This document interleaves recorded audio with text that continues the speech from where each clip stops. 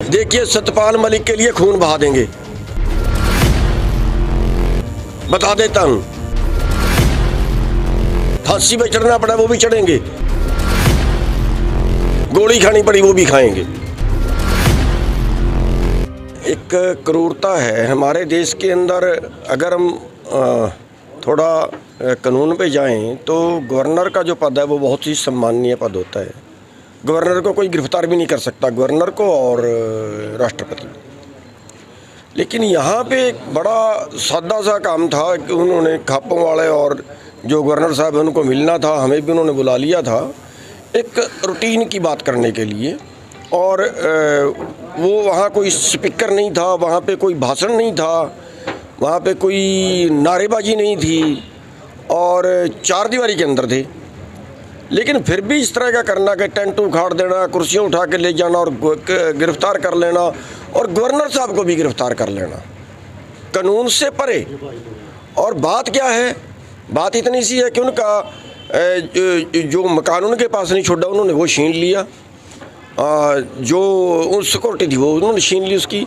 कोई गवर्नर आपने ऐसा आज तक देखा है देश के अंदर कि अपना फ्लैट लेके, अपना छोटा सा वो मकान लेके, एक बिल्डिंग के अंदर छोटा सा मकान लेके उसके अंदर रह रहा हो? पहले बार हम देख रहे हैं। और कसूर क्या है?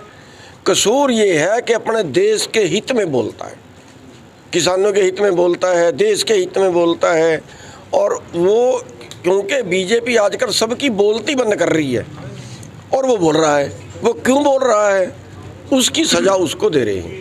तो ऐसे प्रोग्राम उस पर रोक लगा देना, ऐसे गवर्नर साहब को इस तरह से उठा के मतलब थाने में ले जाना, उसके जो बाकी खापों वाले हैं सारे सम्मानित आदमी थे, वो वैसे तो कोई था नहीं, उनको इस तरह से थाने में ले जाना, इस थाने में फिर उस थाने में फिर उस थाने में, और जाके 30 किलोमीटर दूर पे किनारे बैठाना, वहाँ जाके उनको फिर बिठा के और फिर कहना चलो अब निकल जाओ यहाँ से। एक बयान जारी हुआ है कि हमने कोई गिरफ्तारी नहीं की गई उसके। अब देखिए, जुबान से बोलने से कुछ नहीं होता, वास्तविकता क्या है।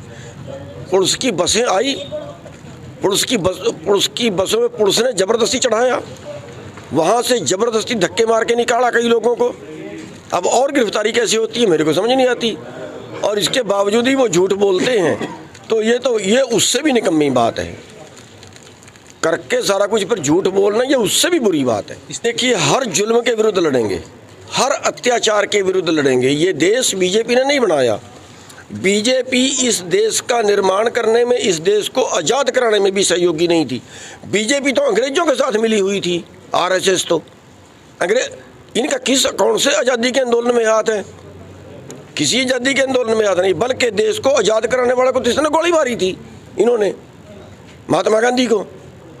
तो देश को आज़ाद कराने में कोई इनका हाथ नहीं। अब देश को बेच कर रहे हैं। जब आज़ाद इन्होंने नहीं कराया, निर्माण इन्होंने नहीं कराया, कुछ उसको बेच क्यों रहे हैं? क्या अडानी यही भारत है, या ये जनता जो खड़ी है ये भारत है? आज केवल 9 लोगों के पास 50 करोड़ लोगों के बराबर संपत्ति है। ये कौन सा दीन धर्म है? आज 33 किसान प्रतिदिन कर्जे में मर जाते हैं और कारपोरेट का जो कर्जा है वो जितना टोटल किसानों के ऊपर कर्जा है खेती के लिए, उससे 2 गुना कर्जा कारपोरेट का माफ़ कर दिया जाता है चंद लोगों का। ये कौन सा दीन धर्म है? आज 38 बेरोजगार रोज़ सुसाइड कर लेते हैं, 28 स्टूडेंट रोज़ सुसाइड कर लेते हैं। कौन सा देश बचा है? बोलेगा वो, आप कोई बोले भी ना, अरे भाई बोल लेंगे तो है ही। साहब, जिस प्रकार आज भी संगठन पहुंचे थे, अगर दोबारा भी बीजेपी द्वारा ऐसे कुछ सत्यापाल मलिक के साथ किया जाता तो क्या समर्थित